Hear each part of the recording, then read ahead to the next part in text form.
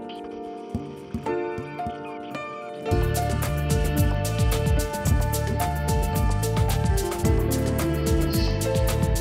bien, depuis 1994, on fait le choix en France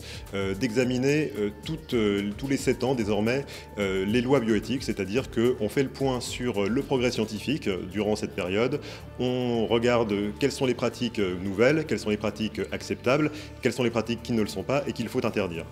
Donc dans cette loi bioéthique de 2020, dont le processus a commencé dès 2017, qui est en retard d'ailleurs,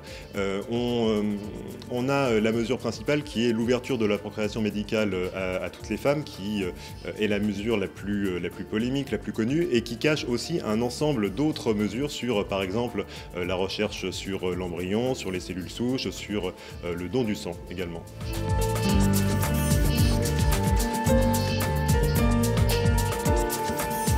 Le choix du gouvernement de Jean Castex d'examiner ce texte avant la coupure d'été est un geste envers la majorité de La République En Marche, qui est très attachée à l'ouverture de la PMA à toutes les femmes. C'est une mesure qui a souvent été repoussée, elle était réclamée. Là, c'était véritablement un geste qui est fait envers ces députés. Le problème, c'est que la semaine du 27 au 31 juillet, normalement, était une semaine de vacances parlementaires. Beaucoup de députés avaient déjà fait des plans, parfois des plans de vacances avec leurs enfants, et ne vont pas les remettre en cause, ne seront pas là cette semaine-là. Donc on risque de se retrouver avec une mobilisation extrêmement faible dans l'hémicycle, avec les députés les plus militants de chaque camp qui vont être là. Alors ça peut être des députés LR très opposés à l'ouverture de la PMA à toutes les femmes, mais ça peut être également des députés insoumis, LREM ou socialistes, qui veulent aller beaucoup plus loin sur, par exemple, la reconnaissance de la GPA à l'étranger. Ça peut être aussi l'ouverture de la PMA post-mortem, c'est-à-dire d'autoriser le transfert d'un embryon après la mort de son conjoint. Et là, sur une très faible mobilisation, parfois à une voix, 2 voix, eh bien, un vote peut basculer.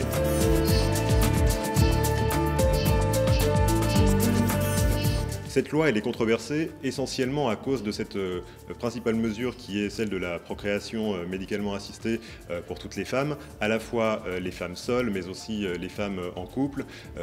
C'est un point qui, pour certains députés attachés à la filiation, la famille traditionnelle, est philosophiquement inacceptable. Il y a aussi des réserves sur l'ouverture de la PMA spécifiquement aux femmes seules, l'idée d'avoir des enfants fragilisés qui auraient un seul parent. Il y a beaucoup de débats qui ont tourné autour de ça. Et puis, il y a un point extrêmement polémique qui est ce que l'on appelle le diagnostic préimplantatoire, c'est-à-dire que des députés de La République En Marche ont voté en commission un dispositif qui permettrait à tous les couples qui ont recours à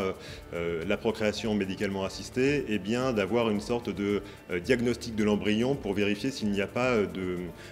d'erreur, d'anomalie sur le nombre de chromosomes, ce qui permettrait de ne pas implanter les embryons qui ont une anomalie chromosomique et donc de risquer d'éliminer de fait les trisomies, ce qui pour certains ouvre la voie à des dérives eugénistes ou au fait que demain on pourrait choisir les maladies qui sont acceptables ou pas dans une société.